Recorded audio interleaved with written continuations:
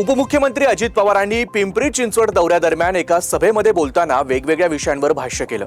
पिंपरी चिंचवडच्या विकासासाठी मतदारांनी आम्हाला मतदान करावं असं आवाहनही अजित पवारांनी केलं।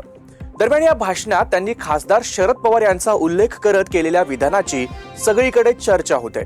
काकांच्या पुण्याईनं माझं लय बरं चाललंय असं थेट विधान अजित पवारांनी केलं।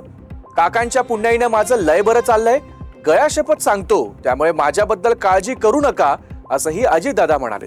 मतदानाच्या आदल्या दिवशी प्रलोभनं दाखवली जातील, कोणाला जास्त झालं असेल तर त्यांच्याकडून घ्या, पण काय घ्या हे मी सांगितलेलं नाही, परंतु संधी मात्र आम्हालाच द्या असंही अजित पवारांनी म्हटलंय। संदीपनी ज्यावेळेस तुम्ही संदीपला संधी दिली त्यावेळेस ते कशी कामं करायची मला माहिती होतं।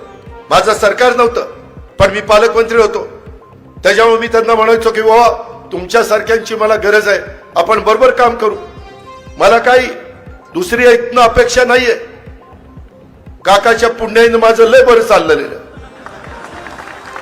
गळ्याच्याने खोटं बोलत नाही, त्याच्यामुळं आपण त्याबद्दल माझी काही काळजी करू नका। पण अशा पद्धतीनं काम करणारा कार्यकर्ता जो तुमच्या कुणाचा 5 पैसे मिंदा नाही, जो स्वतःचे पैसे घालून लोकांचे प्रश्न सोडवण्याच्या करता प्रयत्न करत असतो, त्याची मूर्तिमंत उदाहरणं ही सगळी आपल्याला सगळ्यांना पाहायला मिळतील। मित्रांनो, अशी माणसं सगळीकडे पाहायला मिळत नाही। उद्याच्याला मला देखील उद्याच्या काळामध्ये अशा प्रकारची माणसं पाहिजे।